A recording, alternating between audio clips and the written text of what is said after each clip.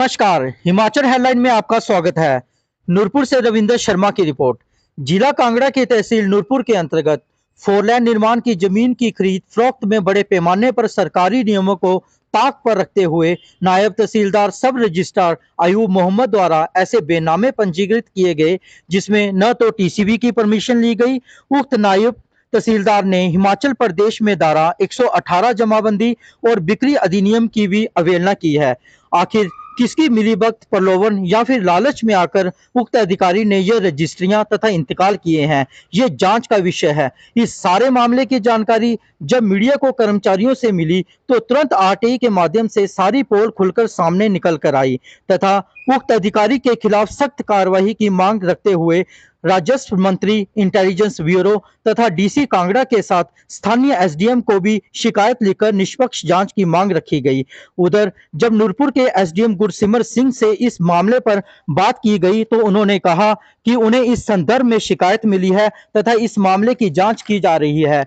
उन्होंने बताया कि जांच लगभग पूरी कर ली गई है तथा जल्द ही जांच की सारी रिपोर्ट डीसी कांगड़ा को सौंप दी जाएगी तथा जो भी कानूनी कार्रवाई होगी उक्त अधिकारी के खिलाफ अमल में लाई जाएगी और जो भी अन्य और भी कोई जांच में दोषी पाया गया उसे बख्शा नहीं जाएगा। वहीं दूसरी तरफ जब मीडिया ने उक्त अधिकारी नायब तहसीलदार अयूब मोहम्मद से बात करने की कोशिश की तो उक्त अधिकारी मीडिया के प्रश्नों से बचकर गाड़ी में भाग खड़ा हुआ। सवाल यह उठता है कि विभाग आनन फानन में उक्त अधिकारी पर सख्त कानूनी कार्रवाई अमल में लाता है या फिर उसे निलंबित कर जांच को आगे बढ़ाया जाता है। आखिर यह देखने वाली दिलचस्प बात यह होगी कि जांच एजेंसियां ऐसे अधिकारियों की आय व संपत्ति की भी जांच करती है या सिर्फ दिखावा कर ऐसे भ्रष्ट अधिकारी को साफ तौर पर बरी कर दिया जाएगा।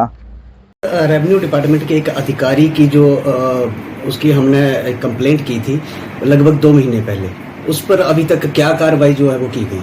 देखिए, जो एक कंप्लेंट आई थी एक पर्टिकुलर जो रजिस्ट्री के लेकर, उसके ऊपर हमने ग्राउंड लेवल से इंक्वायरी करवा ली है क्योंकि अभी हमारा इलेक्शन का टाइम था तो मैंने वो इंक्वायरी देखी नहीं थी। तो अब वो inquiry within a week हम उसको करके जो डीसी ऑफिस से आई है उसको हम भेज देंगे। उस इंक्वायरी के अंदर मेन दो पॉइंट्स थे जिसके ऊपर ये इंक्वायरी है।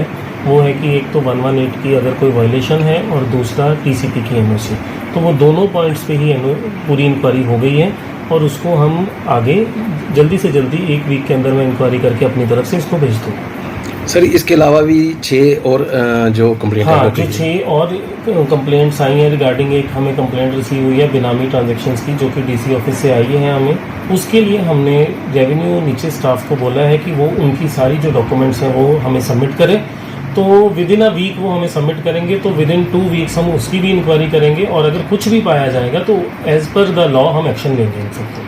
सर, ऐसे अधिकारी की क्या आपकी तरफ से जो आपने जिस तरह से कहा कि डीसी साहब से आपको आया हुआ है, तो आपने यहाँ से पूरी जो जांच पड़ताल है वो यहाँ से आपके पास पहुँच गई है सारी? हाँ, जो केस है उसकी पूरी इंक्वायरी जो रिपोर्ट है वो नीचे से आ गई है और बाकी की अभी रिपोर्ट आई नहीं है। तो जो एक की रिपोर्ट आ गई है वो हम within a week inquiry करके आगे भेजेंगे। हिमाचल हेडलाइंस न्यूज़ चैनल को लाइक, शेयर, सब्सक्राइब करना ना भूलें। धन्यवाद।